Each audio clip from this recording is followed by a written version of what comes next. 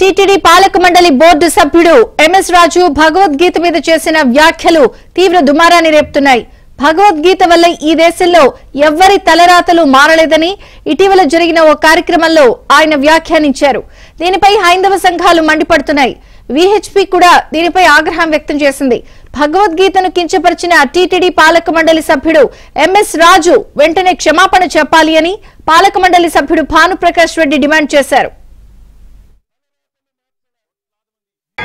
Bible వల్ల మన జీవితాలు మారిన, భగవద్గీత వల్ల మన బతుకులు బాగుపడిన, రంజాన్ వల్ల ఈ దేశంలో ఉన్నటువంటి ముస్లింల యొక్క తలరాతలు మార్చల.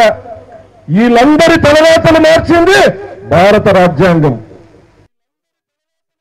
కోట్లాది మంది హిందువులు తమ జీవన శైలిలో దానితో మమేకమై నిత్యం భగవద్గీతలో ఉన్నటువంటి సారాంశాన్ని తమ జీవితంలో ఏ విధంగా ఉండాలి, ఏ విధంగా ముందుకు పోవాలి, ఏ విధంగా ధర్మాన్ని ముందుకు తీసుకోవాలని చెప్పి ఒక మంచి సంకల్పంతో భగవద్గీతని ఆరాధిస్తూ ముందుకు పోతున్నటువంటి ఈ సందర్భంలో మొన్న గౌరవ శాసనసభ్యులు అలాగే తిరుమల తిరుపతి దేవస్థానాల ధర్మకర్తల మండలి సభ్యులు ఎంఎస్ రాజు గారు భగవద్గీత వల్ల ఉపయోగం లేదని చెప్పి మాటల్ని వెంటనే వారు వెనక్కి తీసుకొని హిందువులకు క్షమాపణ చెప్పాలని చెప్పి మేము డిమాండ్ చేస్తున్నాం. అంతేకాకుండా ప్రధానమంత్రి గారు కూడా విదేశాలకు వెళ్ళినప్పుడు సందర్భంలో విదేశాల్లో ఉన్నటువంటి అధ్యక్షులకి భగవద్గీతని, ఈ పవిత్రమైన భగవద్గీతని వారికి అందించినటువంటి సందర్భాలు చూస్తున్నాం.